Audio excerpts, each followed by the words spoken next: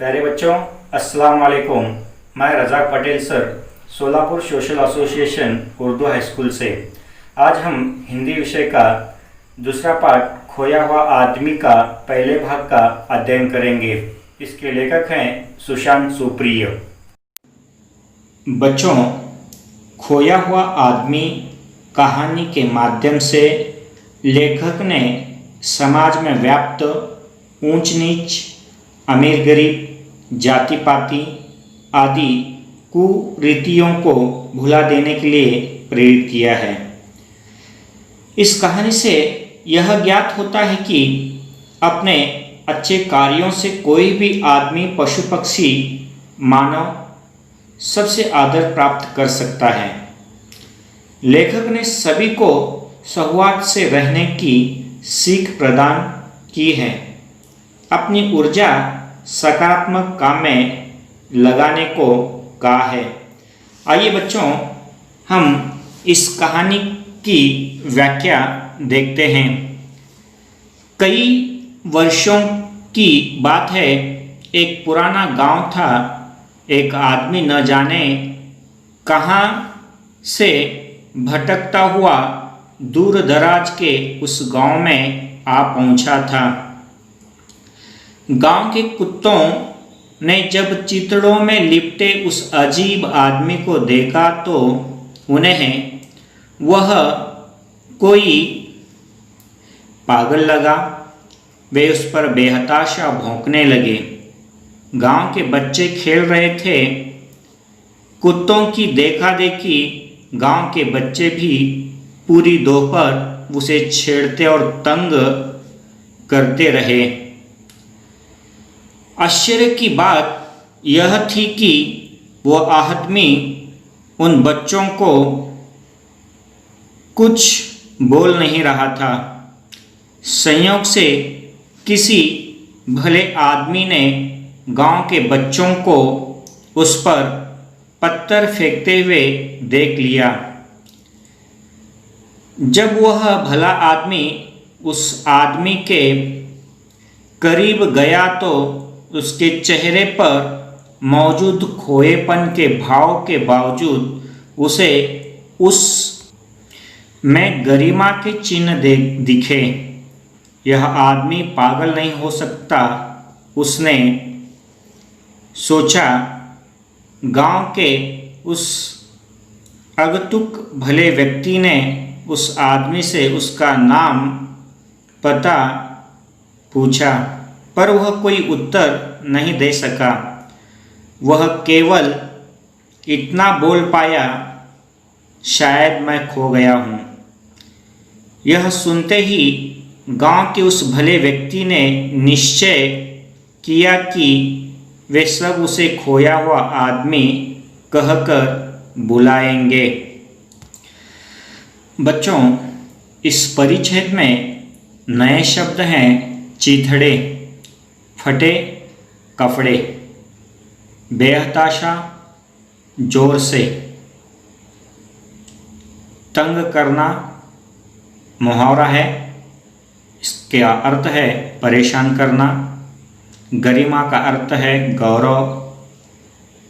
अंगतुक का मतलब है, अर्थ है अचानक। आइए इस परिच्छेद की व्याख्या देखते हैं। बच्चों, कई वर्षों की बात है, एक पुराना गांव था। एक आदमी भटकते हुए दूर दराज से उस गांव में वो आ पहुंचा था। वह आदमी चितड़ों में लिपटा हुआ था, यानी उसके शरीर पर फटे हुए कपड़े थे, और उस फटे हुए कपड़ों को और उस व्यक्ति को देखकर गांव के कुत्ते उसे भौंकने लगे। कुत्तों का देखकर गांव में जो बच्चे खेल रहे थे, वो बच्चे भी उस खोए हुए आदमी को तंग करने लगे। आश्चर्य की बात यह थी कि वह आदमी इन्हें कुछ नहीं कह रहा था। संयोग से किसी भले आदमी ने उन बच्चों को उस पर पत्थर फेंकते हुए देखा।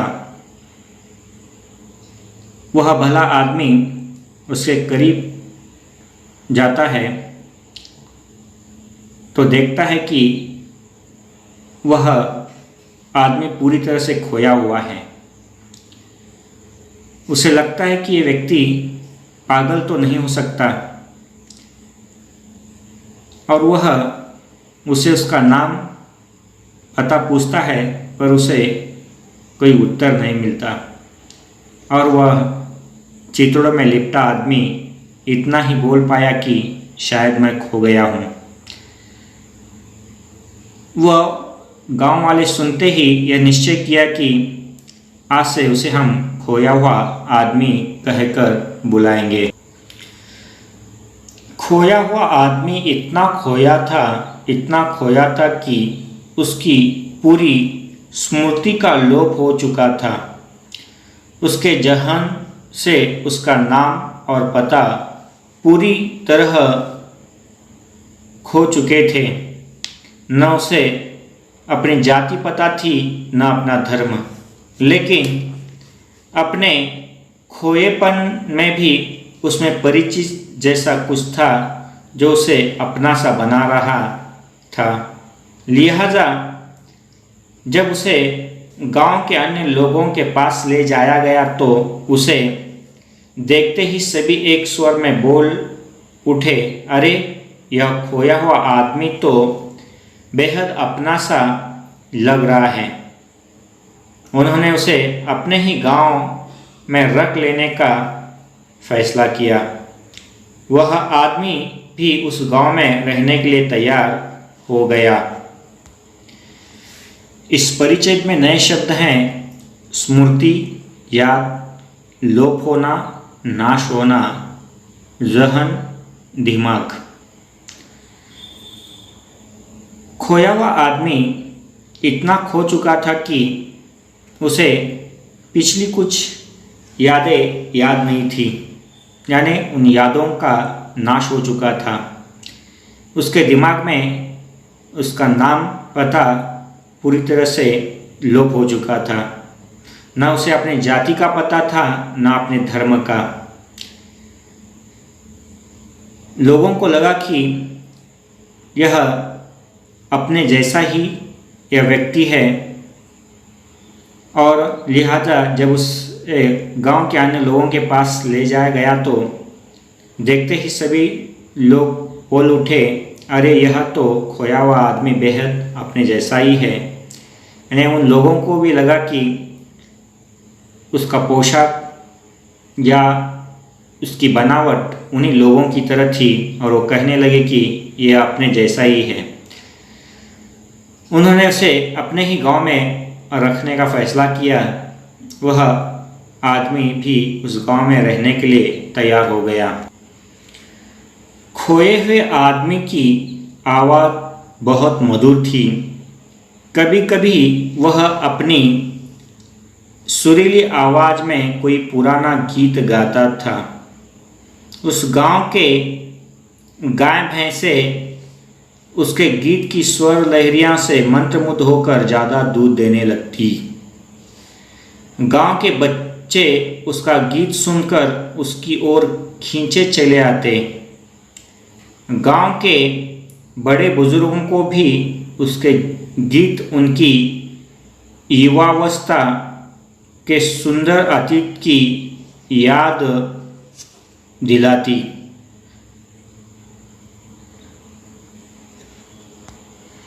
गांव के लोगों ने पाया कि जब से वो खोया हुआ आदमी वहाँ आया था, गांव के फूल और सुंदर लगने लगे थे। गांव की तितलियाँ ज़्यादा मोहक लगने लगी थी। गांव के जुगनू ज़्यादा रोशन लगने लगे थे। गांव के बच्चे भी अब ज़्यादा खुश रहने लगे थे, क्योंकि बच्चों को वह सम्मोहित कर देने वाले कमाल के गीत सुनाता था। बच्चों, इस परिचय में मुहावरा है सम्मोहित करना, वश में करना, अपनी ओर खींचना। इस परिचय की व्याख्या है उस खोए हुए आदमी की आवाज़ बहुत ही मधुर थी। वह सुरीली आवाज़ में कोई पुराना गीत गाता था।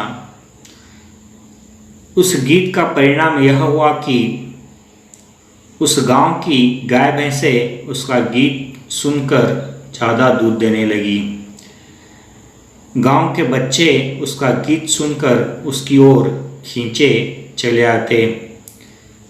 उसका गीत सुनकर बड़े बुजुर्गों को अपनी युवावस्था यानी जवानी की सुंदर यादें याद आने लगी। उसी के साथ साथ गांव के फूल और सुंदर लगने लगे और तितलियां ज़्यादा मोहक लगने लगी। गांव के जुगनू ज़्यादा रोशनी देने लगे और बच्चे उसकी ओर खींचे चले आते। गांव के कुत्ते अब उसके ज़्यादा सगे हो गए थे। वे उसके आसपास ऐसे चलते जैसे उसे गार्ड ऑफ ऑनर दे रहे हैं। उन्हीं दिनों गांव की एक वृद्धा को सपना आया कि वह खोया हुआ आदमी दरअसल उसका ही बेटा था, जो बचपन में कहीं खो गया था। वह एक गरीब स्त्री थी जो घास काटकर, उपले थापकर और पेड़ पौधों की लकड़ियां इकट्ठा कर अपना जीवन चलाती थी। उसने खोए हुए आदमी को अपने सपने के बारे में बताया। खोए हुए आदमी ने खुशी खुशी उस वृद्धा को अपनी माँ मान लिया और उसके साथ रहने लगा। खोए हुए आदमी ने अपनी माँ की इतनी सेवा की कि वृद्धा को लगा कि उसका जीवन धन्य हो गया। बच्चों, प्रस्तुत परिच्छेद में नए शब्द हैं गार्ड ऑफ ऑनर देना यानी सलामी देना, जीवन धन्य होना, जीवन सफल होना। उसी गांव में एक बूढ़ी रहा करती थी और उस वृद्धा के सपने में एक दिन वह खोया हुआ आदमी आता है और उस बुढ़िया का कोई खोया हुआ बेटा था और वही बेटा है ऐसे वह कहकर उस खोए हुए आदमी को वह सपना बता देती है। वह स्त्री उस गांव में अपना जीवन घास काट कर, उपले थाप कर, पेड़ पौधों की लकड़ियाँ इकट्ठा कर कर अपना जीवन चलाती थी। उस खोए हुए आदमी ने भी उस बुढ़िया को अपनी माँ स्वीकार कर लिया और उसने उस बुढ़िया की बहुत ही सेवा की और उस बुढ़िया को ऐसे लगा मानो अपना जीवन धन्य हो गया है। धीरे धीरे गांव वालों को खोए हुए आदमी के कई गुणों के बारे में पता चलने लगा। वह पशु पक्षियों से बातें करता प्रतीत होता लगता था, जैसे वह पशु पक्षियों की भाषा जानता हो। वह आंधी, तूफान, चक्रवात आने, ओले पड़ने या टिड्डियों के हमले के बारे में गांव वालों को पहले ही आगाह कर देता। उसकी भविष्यवाणी के कारण गांव वाले मुसीबतों से बच जाते। जब एक बार गांव में सूखे की स्थिति उत्पन्न हो गई तो खोए हुए आदमी ने आकाश की ओर देखकर न जाने किस भाषा में किस देवता से प्रार्थना की। कुछ ही समय बाद गांव में मूसलाधार बारिश होने लगी। सूखी प्यासी मिट्टी तृप्त हो गई। बच्चे बड़े सभी इस झमाझम बारिश में भीगने का भरपूर आनंद लेने लगे। उस दिन से खोया हुआ आदमी गांव में सबका चहेता हो गया। प्रस्तुत परिच्छेद की व्याख्या इस प्रकार है। खोए हुए आदमी के गुणों के बारे में गांव वालों को पता चलने लगा। वह पशु पक्षियों से बातें करता ऐसे प्रतीत होता। वह पशु पक्षियों की भाषा जानता है ऐसे भी गांव वालों को लगता। आंधी तूफान, चक्रवात आने, ओले पड़ने या टिड्डियों के हमले के बारे में वह गांव वालों को पहले ही आगाह कर देता, यानी भविष्य में आने वाली मुसीबत से उन्हें वह बचा देता। गांव में इसी प्रकार सूखे की स्थिति निर्माण हो गई थी और एक दिन वह आकाश की ओर देखकर न जाने किस देवता की प्रार्थना की और कुछ समय में ही बारिश शुरू हो गई और गांव के लोग और उस गांव की मिट्टी तृप्त हो गई। बच्चों, इस परिच्छेद में नए शब्द हैं, यानी मुहावरा है आगाह कर देना, सूचित करना। आइए बच्चों, पठित पाठ पर हम स्वाध्याय देखते हैं।